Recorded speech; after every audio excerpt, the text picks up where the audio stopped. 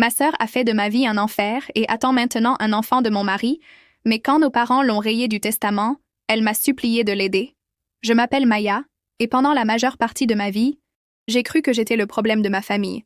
Vous savez comment certaines familles ont cet enfant qui ne peut rien faire de mal?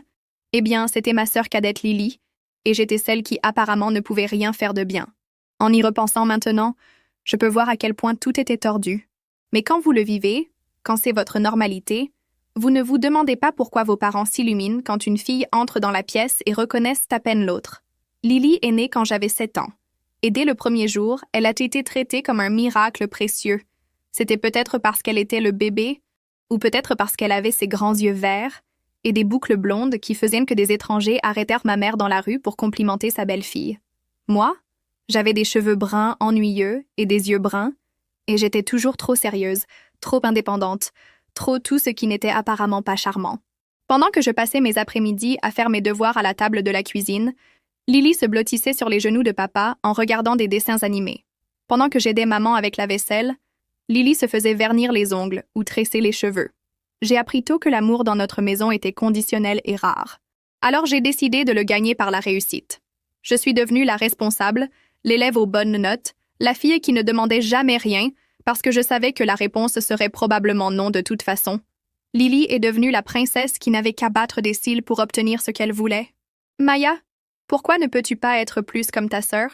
disait maman quand j'exprimais un besoin ou un désir. Lily est si douce et facile à vivre. Douce. C'est ce qu'ils pensaient tous. Mais même à 7 ans, je pouvais voir quelque chose dans les yeux de Lily quand les adultes ne regardaient pas. Quelque chose de froid et de calculateur qui me tordait l'estomac d'une anxiété que je ne pouvais pas encore nommer. À l'époque où elle avait 5 ans et moi 12, la dynamique était gravée dans le marbre. Elle était l'enfant doré, et j'étais celle sur qui on pouvait compter qui existait pour faciliter la vie de tout le monde. Je me disais que c'était bien. Je me disais que je n'avais pas besoin de leur approbation. Mais au fond, cette petite fille en moi continuait à se demander ce que j'avais fait de mal pour mériter si peu de l'amour de mes parents et pourquoi ma sœur semblait en recevoir tant sans même essayer. Je n'avais aucune idée que le pire était encore à venir, ou que ce favoritisme créerait finalement un monstre qui essaierait de détruire tout ce pourquoi j'avais travaillé si dur. Les signes étaient tous là depuis le début, mais personne ne voulait les voir. Pas même moi. La première fois que j'ai réalisé que Lily n'était pas l'ange doux que tout le monde croyait qu'elle était, j'avais 13 ans et elle en avait 6. Je suis rentrée de l'école pour trouver mon journal déchiré, les pages éparpillées sur le sol de ma chambre comme des confettis. Quand j'ai couru voir maman en pleurant, Lily était juste derrière moi avec des larmes de crocodile, prétendant qu'elle cherchait des crayons et l'avait accidentellement fait tomber de mon bureau. « Je suis désolée, Maya !» gémissait-elle, jetant ses bras autour des jambes de maman. « Je ne voulais pas !» Maman a fondu instantanément, prenant Lily dans ses bras et me lançant un regard désapprobateur. « Ce n'est qu'un journal, Maya. N'en fais pas toute une histoire. Elle n'est qu'une petite fille. » Mais j'avais vu le visage de Lily pendant une fraction de seconde avant qu'elle ne se mette à pleurer. Elle souriait. Elle souriait vraiment. C'est alors que le vrai tourment a commencé. Elle fouillait dans mon sac à dos quand je ne regardais pas, prenant parfois mes devoirs ou jetant mon déjeuner. Quand je me plaignais, elle le niait avec une innocence si convaincante que même moi je commençais à douter. « Tu as peut-être oublié de l'emballer ?» suggérait maman. « Tu deviens si distraite ces temps-ci. » Le sabotage de nourriture était particulièrement cruel. Lily a découvert que j'étais intolérante au lactose avant moi, glissant du lait dans mon jus d'orange ou du fromage dans mes sandwichs, puis me regardant avec fascination alors que je me pliais en deux de crampes d'estomac. « Pauvre Maya est encore malade », annonçait-elle à quiconque voulait l'écouter, sa voix dégoulinant de fausses inquiétudes. Mes affaires devenirent des victimes dans sa guerre contre moi. Mon pull préféré développait mystérieusement des trous. Mes livres disparaissaient juste avant des tests importants. Mon réveil était débranché pour que je me réveille en retard et aie des ennuis. Chaque incident avait une explication qui faisait paraître Lily innocente et moi négligente. Le pire était la façon dont elle utilisait les autres enfants contre moi. Elle avait ce don pour la manipulation qui était terrifiant chez quelqu'un d'aussi jeune. Elle disait aux enfants à l'école que j'avais dit des méchancetés sur eux, ou elle partageait des histoires embarrassantes sur moi qu'elle avait entendues à la maison. Bientôt, je me suis retrouvée sans amis et isolée, avec une réputation de fille bizarre avec des problèmes familiaux. « Pourquoi n'invites-tu plus d'amis à la maison ?» demanda papa un jour. Et je voulais crier que c'était parce que sa fille chérie avait systématiquement détruit chaque amitié potentielle que j'avais essayé de construire. Au lieu de cela, j'ai juste haussé les épaules et dit « Je préfère étudier. » « Tu vois ?» dit maman. comme si cela prouvait quelque chose. Maya a toujours été antisociale. Lily se fait des amis partout où elle va. Bien sûr qu'elle le faisait. Mais à la maison, quand c'était juste nous, elle me coinçait et chuchotait des choses qui me glaçaient le sang. « Personne ne t'aime », disait-elle avec ce doux sourire. « Maman et papa aimeraient que je sois leur fille unique. » Je n'oublierai jamais l'odeur des cheveux qui brûlent et le regard de haine pure dans les yeux de ma sœur le jour où tout a changé pour toujours. J'avais 15 ans, Lily en avait 8, et je me préparais pour mon premier vrai rendez-vous. Tommy m'avait invité au bal de l'école, et pour la première fois depuis des années, je me sentais vraiment heureuse à propos de quelque chose. J'avais économisé l'argent de mes babysitting pour acheter une robe, et je bouclais mes cheveux dans la salle de bain, fredonnant doucement. C'est alors que Lily est apparue dans l'embrasure de la porte, tenant le briquet de papa. « Tu as l'air stupide, » dit-elle, sa voix plate et froide. « Tommy va se moquer de toi. » Je l'ai ignorée, me concentrant sur mon reflet. J'avais appris qu'interagir avec elle ne faisait qu'empirer les choses. Mais l'ignorer était apparemment le mauvais choix aussi, parce que la chose suivante que j'ai sue, elle s'était élancée vers l'avant et avait allumé le briquet juste près de mes cheveux. La flamme a pris les pointes de mes boucles instantanément. J'ai crié et sauté en arrière, tapotant frénétiquement mes cheveux tandis que l'odeur âcre remplissait la salle de bain. Dans le miroir, je pouvais voir qu'un morceau de mes cheveux était roussi, laissant un désordre inégal et brûlé sur le côté droit de ma tête. « Lily !» J'ai hurlé, mais elle courait déjà dans le couloir, criant « Papa, Maya me crie dessus encore !» Mais cette fois, papa avait entendu mon cri. Cette fois, il est venu en courant et m'a trouvé debout dans la salle de bain avec des cheveux brûlés et des larmes coulant sur mon visage, tenant la preuve. Son briquet qui n'avait définitivement pas été dans la salle de bain avant. « Qu'est-ce qui s'est passé ?» demanda-t-il, regardant entre nous. « Elle a essayé de mettre le feu à mes cheveux, » dis-je, ma voix tremblante. Lily éclata immédiatement en sanglots. « Je ne voulais pas, je jouais juste. Elle m'a pris le briquet et il s'est approché trop près et je suis désolée. Pendant un moment, j'ai pensé que ce serait comme toutes les autres fois. J'ai pensé que papa la consolerait et me dirait de ne pas être si dramatique. Mais quelque chose dans son visage était différent. C'était peut-être l'odeur des cheveux brûlés qui ne pouvait pas être niée. C'était peut-être la façon dont je tremblais. C'était peut-être enfin voir une preuve physique de ce dont sa fille cadette était capable. « Lily !» dit-il tranquillement, et sa voix avait un tranchant que je n'avais jamais entendu avant. « Dis-moi exactement ce qui s'est passé. »« Je l'ai déjà fait !» gémit-elle, mais ses pleurs sonnaient différemment maintenant, désespérés au lieu de manipulateurs. Papa regarda le briquet dans ma main, puis mes cheveux brûlés, puis le visage de Lily. Pour la première fois de ma vie, j'ai vu le doute s'installer dans son expression quand il regarda son enfant doré. « Ça s'arrête maintenant, » dit-il, et je n'étais pas sûre s'il lui parlait à elle ou à lui-même. « Lily, va dans ta chambre. Nous en discuterons après que je me sois occupée de ta sœur. » Papa a tenu parole.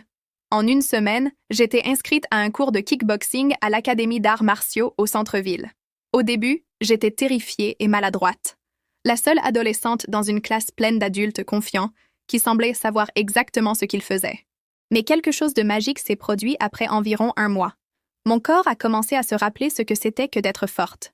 Mon esprit a commencé à calmer l'anxiété constante qui était devenue mon état par défaut. Pour la première fois depuis des années, j'avais quelque part où canaliser toute la colère et la frustration que je portais. Sensei Kim est devenu comme un second père pour moi. C'était cet homme tranquillement intense qui n'élevait jamais la voix, mais commandait le respect complet de tous dans la salle. Il m'a appris que la force n'était pas d'être le plus grand ou le plus fort, c'était d'être centré, confiant et sans peur. Le pouvoir vient de l'intérieur, disait-il pendant nos séances de méditation. Personne ne peut vous l'enlever à moins que vous ne le laissiez. À la maison, la dynamique changeait. Lily ne pouvait pas comprendre pourquoi ses tactiques habituelles ne fonctionnaient plus sur moi. Quand elle essayait de me coincer avec ses menaces chuchotées, je la regardais droit dans les yeux avec un calme qui la troublait clairement. Le vrai test est venu 3 mois après le début de mon entraînement. J'étais dans ma chambre à faire mes devoirs quand je l'ai entendue fouiller dans mon sac à dos dans le couloir. Ce n'était rien de nouveau. Elle volait mon argent de déjeuner depuis des années, et j'avais appris à cacher la plupart de mon argent à différents endroits.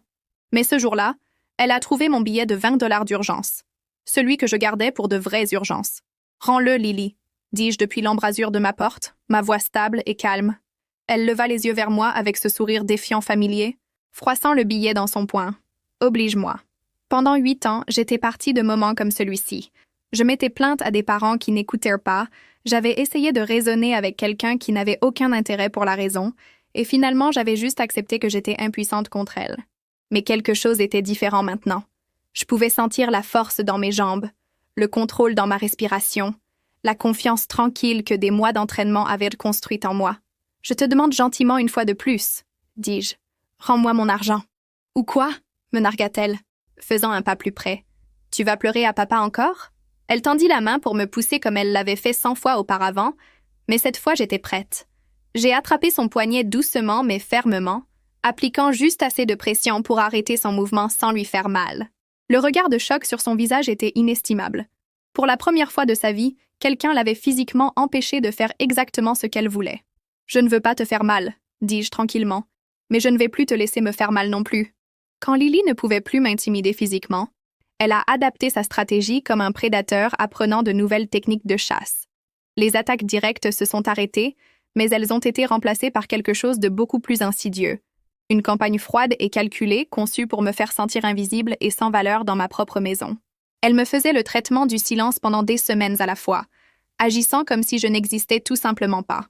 Quand elle était forcée de reconnaître ma présence, elle utilisait ce ton de voix qui réussissait d'une façon ou d'une autre à transmettre un dégoût complet sans vraiment dire quelque chose d'assez offensant pour que nos parents le remarquent. « Peux-tu passer le sel ?» demandait-elle au dîner, mais la façon dont elle le disait faisait que ça sonnait comme si j'étais une sorte de contamination avec laquelle elle était forcée d'interagir. Elle est devenue une maître des compliments à revers délivrés devant nos parents. « Maya a tellement de chance qu'elle ne se soucie pas de son apparence, » disait-elle gentiment. « J'aimerais pouvoir être si confiante d'être ordinaire. » Maman riait et ébouriffait les cheveux de Lily. « Tu es terrible, » disait-elle affectueusement, comme si c'était mignon au lieu de cruel. Mais voici la chose à propos des intimidateurs qui ne peuvent plus te briser. Ils commencent à perdre leur pouvoir. Et ce désespoir devient évident pour tout le monde autour d'eux. J'en avais fini de réagir à ces provocations, fini d'essayer de me défendre, fini de me soucier qu'elle m'aime ou pas. Au lieu de cela, je me suis jetée dans mes études avec une concentration qui m'a surprise même moi. J'ai rejoint l'équipe de débat, j'ai fait du bénévolat à la bibliothèque locale, et j'ai passé mes soirées à travailler sur des candidatures de bourse. Chaque heure que j'ai passée à construire mon avenir était une heure que je n'avais pas à passer à penser à ma vie de famille toxique. Ma première année de lycée, Madame Patterson, ma conseillère d'orientation, m'a appelée dans son bureau avec des nouvelles qui changeraient tout. « Maya, j'ai quelque chose d'excitant à te dire, » dit-elle, contenant à peine son enthousiasme. « Tu as reçu la bourse académique à l'Université d'État. Frais de scolarité complets, chambre et pension, plus une allocation pour les livres. » Je la fixais, ne traitant pas vraiment ce qu'elle disait. « Bourse complète? Tout payé, » confirma-t-elle. 4 ans, complètement payé, tant que tu maintiens une moyenne de 3,5. Maya, cette bourse est incroyablement compétitive. Il n'en donne que 3 par an dans tout l'État. Ce soir-là au dîner, j'ai partagé la nouvelle avec ma famille. Le visage de papa s'illumina de fierté authentique. « Maya, c'est incroyable. Je suis si fière de toi. » Maman semblait ravie mais distraite. « C'est merveilleux, chérie. Pourras-tu encore venir à la maison les week-ends pour aider avec les choses ici? » Mais c'était la réaction de Lily qui me disait tout ce que j'avais besoin de savoir. Pendant juste un moment, son masque soigneusement construit a glissé, et j'ai vu une rage pure traverser son visage. Pas de la déception ou de la tristesse que je partais, de la rage que je réussisse. Dans 8 mois, je serais libre. L'université était comme entrer dans un univers alternatif où je pouvais me réinventer complètement. Personne à l'université d'État ne connaissait mes dynamiques familiales compliquées ou mes années d'être le bouc émissaire de la famille. Pour la première fois de ma vie, je pouvais juste être Maya. Je me suis jetée dans la vie du campus avec l'enthousiasme de quelqu'un qui rattrapait le temps perdu. J'ai rejoint le club de photographie, j'ai fait du bénévolat au centre des femmes du campus et j'ai vraiment fait des amis. De vrais amis qui appréciaient ma compagnie et me cherchaient juste parce qu'ils aimaient être autour de moi. C'était pendant ma 2e année que j'ai rencontré James dans un groupe d'études pour les statistiques avancées. C'était ce gars silencieux et réfléchi qui étudiait l'ingénierie, avec des yeux gentils et un sourire qui faisait que mon estomac papillonnait chaque fois qu'il me regardait. Ce qui me frappait le plus était à quel point il semblait vraiment intéressé par ce que j'avais à dire. Notre premier rendez-vous était dans un petit café hors campus où nous avons parlé pendant 4 heures d'affilée de tout et de rien. Il m'a parlé de grandir comme l'enfant du milieu dans une famille de 5 enfants, de son rêve de concevoir des logements durables, de sa peur des hauteurs malgré vouloir construire des gratte-ciel. Je me suis trouvée à m'ouvrir à lui d'une façon que je n'avais jamais faite avec personne. Je lui ai parlé de ma bourse, de mon amour pour la photographie, de ma relation compliquée avec ma famille, bien que j'aie gardé les pires détails pour moi. Certaines histoires étaient trop lourdes pour les 2e rendez-vous. « Tu es différente des autres filles que j'ai connues ?» dit-il en me raccompagnant à mon dortoir. Tu es si indépendante et forte, comme si tu savais exactement qui tu es. James et moi sommes devenus inséparables au cours des mois suivants. Il était patient et doux d'une façon que je n'avais jamais connue, me traitant comme si j'étais précieuse au lieu d'un inconvénient. Quand je lui ai parlé de ma formation en arts martiaux, il ne semblait pas intimidé. Au lieu de cela, il m'a demandé si je lui enseignerais quelques mouvements de base. Mais la vie a une façon de lancer des balles courbes quand on s'y attend le moins. Pendant le semestre de printemps de ma 3e année, j'ai réalisé que j'étais en retard. Pas juste quelques jours de retard, 2 semaines de retard, avec des symptômes que je ne pouvais plus ignorer.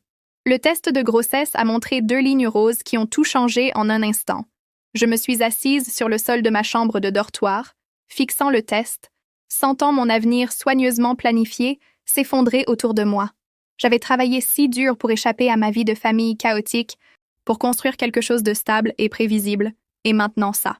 Quand j'ai dit à James, j'ai regardé son visage traverser toutes les émotions. Choc, peur, inquiétude, et finalement, détermination. « Nous allons comprendre », dit-il, prenant mes mains dans les siennes. « Peu importe ce que tu veux faire. Nous allons comprendre ensemble. Je ne sais pas ce que je veux, admis-je. Je n'ai jamais planifié que ça arrive maintenant. Je sais, dit-il doucement. Mais Maya, je t'aime. J'ai essayé de trouver le courage de te le dire depuis des semaines. Si tu veux garder ce bébé, je veux faire ça avec toi. Je veux t'épouser. La première trahison est arrivée quand Emma avait 6 mois. J'ai trouvé les messages textes sur le téléphone de James complètement par accident. J'avais pris le sien au lieu du mien sur le comptoir quand le pédiatre d'Emma a appelé, et l'écran s'est allumé avec une notification qui a gelé mon sang. La nuit dernière était incroyable. Quand puis-je te revoir? Rebecca. Je me tenais là dans notre petite cuisine, tenant notre bébé agité en regardant des mots qui ont brisé mon monde. Rebecca était une fille de son programme d'ingénierie, quelqu'un qu'il avait mentionné casuellement quelquefois comme partenaire d'études. Quand James est rentré ce soir-là, j'étais assise à notre petite table de salle à manger avec son téléphone placé au centre comme une preuve dans une salle d'audience. « Nous devons parler », dis-je, et quelque chose dans ma voix l'a fait devenir complètement pâle. Il n'a pas essayé de le nier, je dois lui donner le crédit pour ça. Il s'est assis en face de moi, a mis sa tête dans ses mains, et m'a tout dit. Ça durait depuis 3 semaines. Il était stressé par l'argent, par l'école, par être père si jeune, et elle était là offrant une échappatoire à toute la responsabilité. Ça ne voulait rien dire, dit-il, des larmes coulant sur son visage. Maya, je te jure, ça ne voulait absolument rien dire. Je t'aime. J'aime Emma. Je ne voulais jamais que ça arrive. Je voulais lui crier dessus. Je voulais lancer des choses. Je voulais prendre Emma et sortir par cette porte et ne jamais revenir. Mais je savais aussi que la parentalité célibataire signifierait abandonner l'école.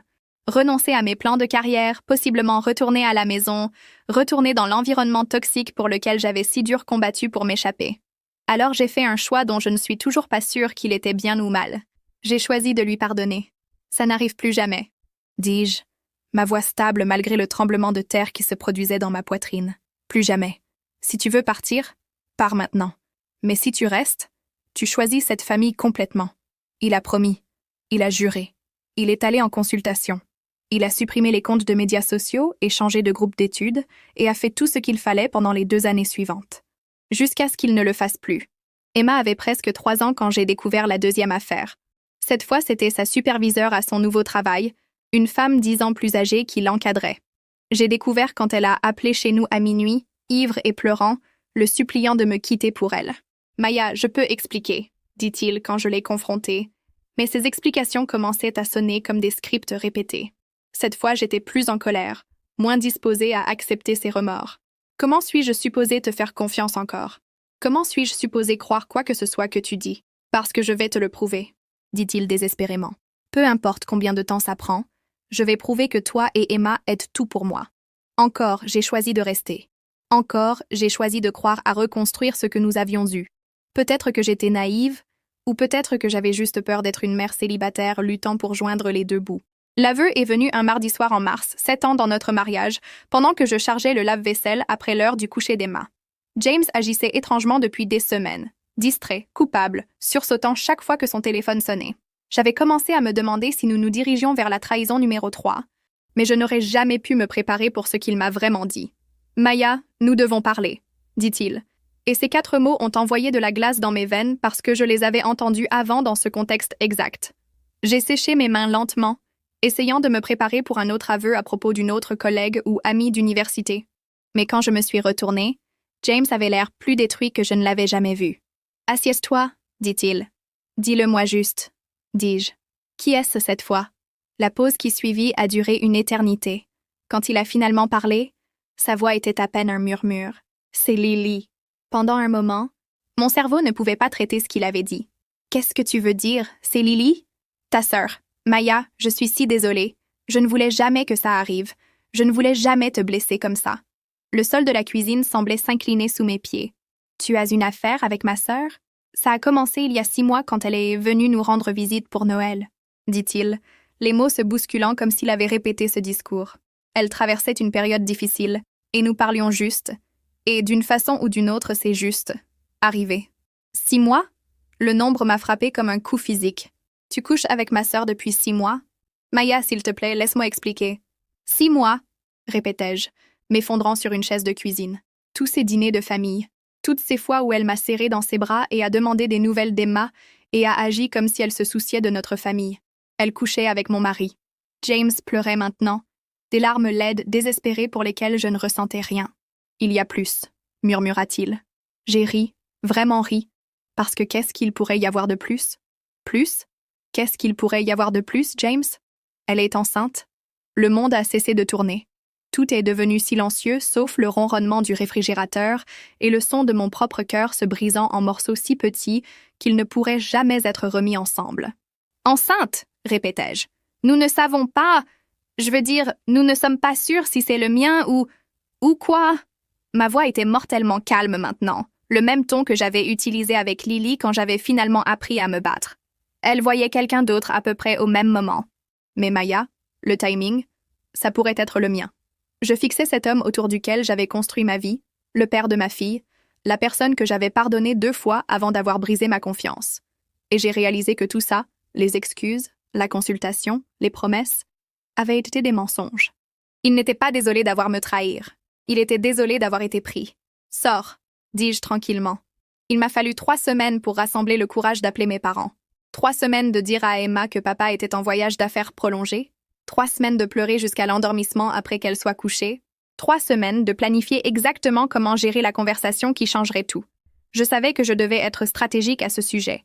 Lily avait passé toute notre vie à manipuler les situations pour se faire paraître comme la victime, et je ne pouvais pas juste appeler en criant des accusations sans preuve.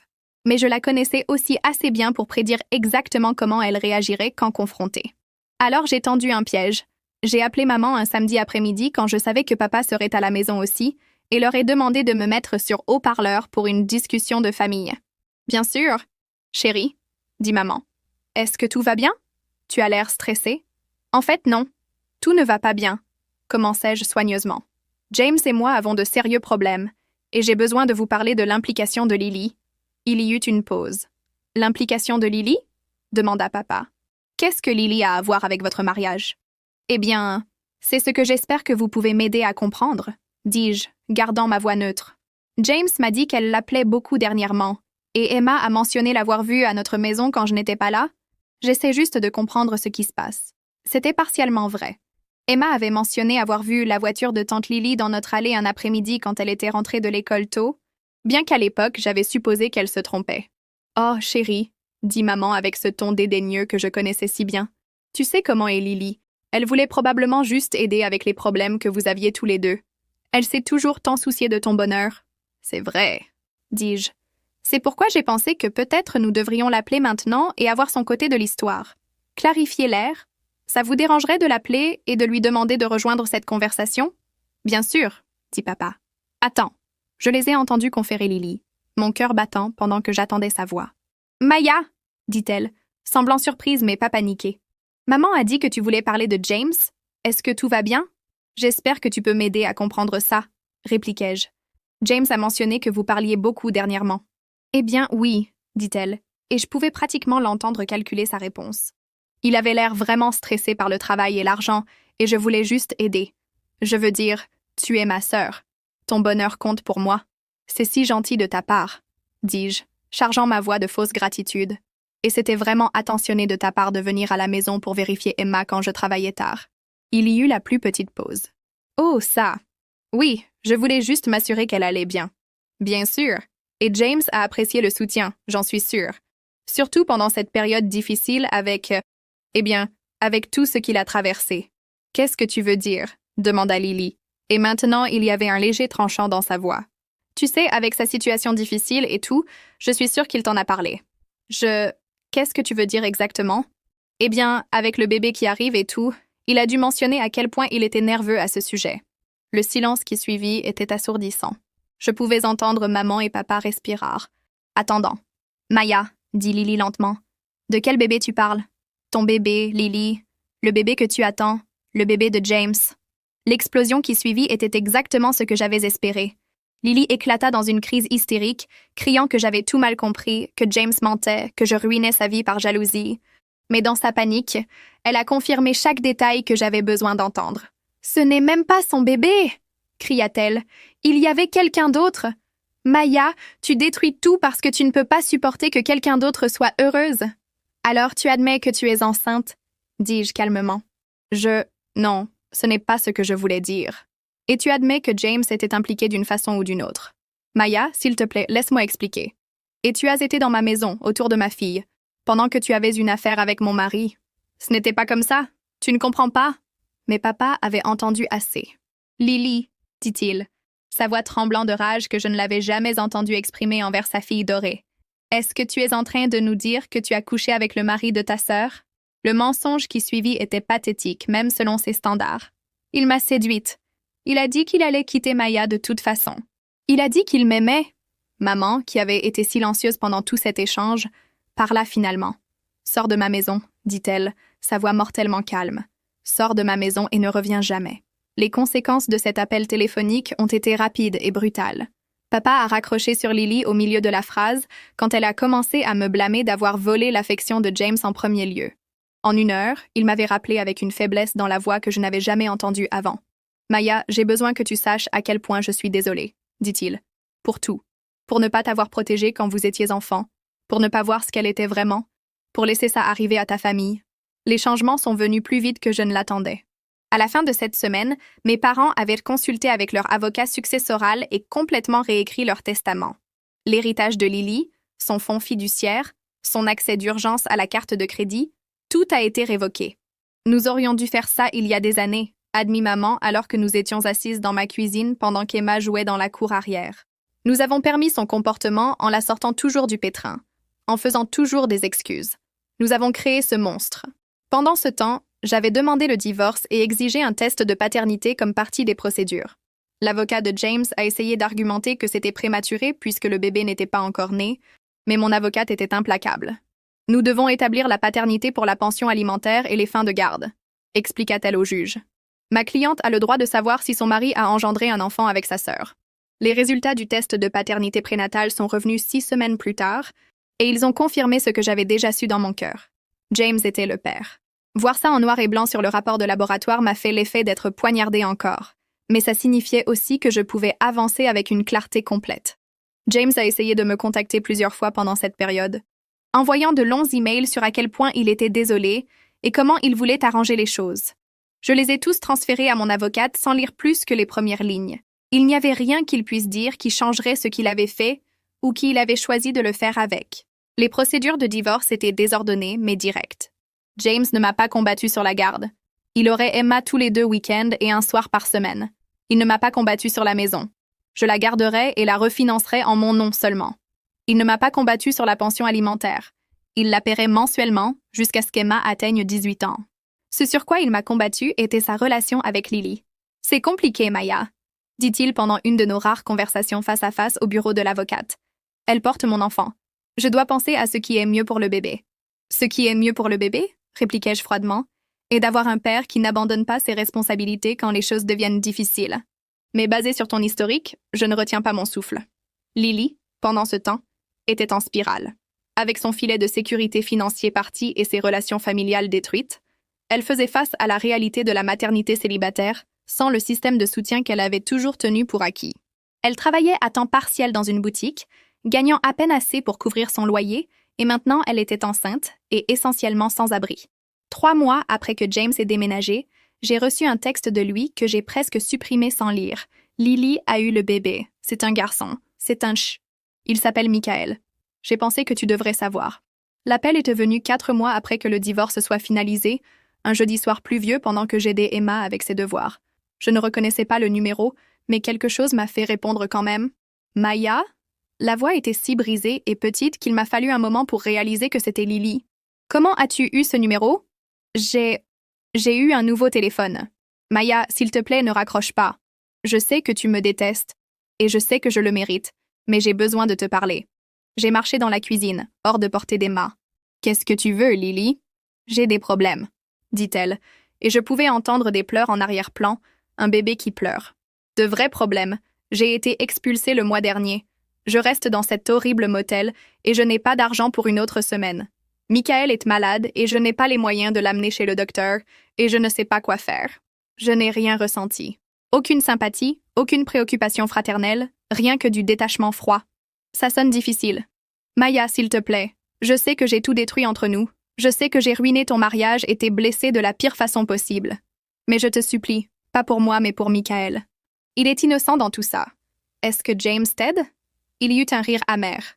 James a déménagé à Denver pour un nouveau travail. Il envoie 300$ par mois en pension alimentaire, ce qui couvre à peine les couches et le lait maternisé. Il a vu Michael 2 fois depuis sa naissance. Je vois. Maya, je suis désespérée. J'appelle maman et papa depuis des semaines, mais ils ne prennent même pas mes appels. J'ai essayé d'aller à leur maison, mais ils ont fait changer les serrures. Je n'ai plus personne. L'ironie ne m'échappait pas.